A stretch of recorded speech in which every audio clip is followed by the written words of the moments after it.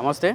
So రేపు 25వ తారీఖున ఏదైతే ఈ తెలంగాణ జాగృతి పార్టీ యొక్క ఆవిర్భావం ఉందో అది ఇక్కడ మునిరాబాద్లో ఉన్నటువంటి కన్వెన్షన్లో జరుగుతూ ఉంది. సో ఒకసారి మాట్లాడదాం, మరి పార్టీ యొక్క కార్యాచరణ ఎలా ఉండబోతుంది. మరి పార్టీ కొత్తగా చాలా పార్టీలు అయితే పుట్టుకొస్తా ఉన్నాయి తెలంగాణలో. తెలంగాణ జాగృతి అట్లనే కల్వకుంట్ల కవిత యొక్క పార్టీ ఎలా ఉండబోతుందని చెప్పి కూడా మాట్లాడదాం. నమస్తే అన్న. నమస్తే. సో ఏం చెప్తారన్న, పార్టీ కార్యాచరణ ఎట్లా ఉండబోతుంది? మరి కొత్త పార్టీలు అయితే చాలా ఉన్నాయి. ఇప్పుడు కార్యాచరణ అయితే బ్రహ్మాండంగా ఉండబోతుంది.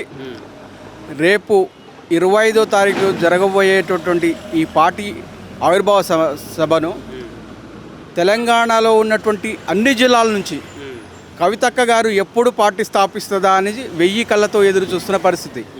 ఎందుకంటే సబ్బండ వర్గాలకు ఇదివరకు ఏదైతే గత ప్రభుత్వాలు పార్టీలు ఏదైతే సబ్బండ వర్గాలకు అన్యాయం మోసం చేశాయో, మాయమాటలు చేసి మసిపూసి మాయమాటలు చెప్పేసి వాళ్ళకు అన్యాయం చేశాయో, దానిని రూపుమాపడానికి ఈ సబ్బండ వర్గాలకు, అణగారిన వర్గాలకు, ఈ బహుజన వర్గాలకు ఒక దిక్సూచిలాగా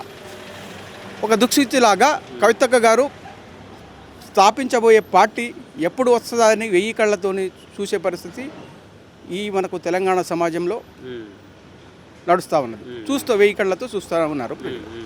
ఎట్లా మరి అంటే ఇప్పుడు కార్యకర్తల్లో అంటే ఎట్లాంటి స్పందన వస్తూ ఉంది, లేకుంటే జనాల్లో నుంచి అవ్వచ్చు?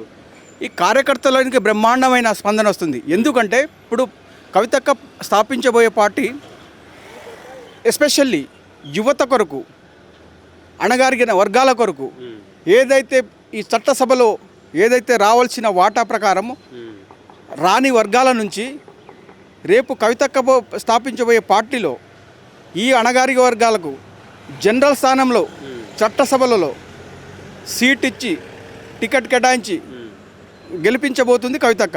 దాని కొరకే కవితక్క గారి విమర్శలండి చేసేవాళ్ళు చేస్తూనే ఉంటారు. ఇప్పుడు బయటికి వెళ్ళిన క్రమంలో ఇప్పుడు ఏనుగు పోతూ ఉంటుంది, కుక్కలు మరుగుతూనే ఉంటాయి. అట్లాని మనం చేసే పనులు మనం చేయకుండా ఒప్పుకోం కదా. సమాజంలో ఒకడు మంచి పని చేయబోతుంటారకే బయట నుంచి కింద లాగడానికి అణగదొక్కడానికి ఇలాంటి ప్రయత్నాలు ఎన్నో చేశారు. ప్రజెంట్ కూడా చేస్తూనే ఉన్నారు. దానికి ఆ కోణంలో వాటిని మనం ప్రత్యేకంగా పట్టించుకోవాల్సిన అవసరం కూడా లేదు.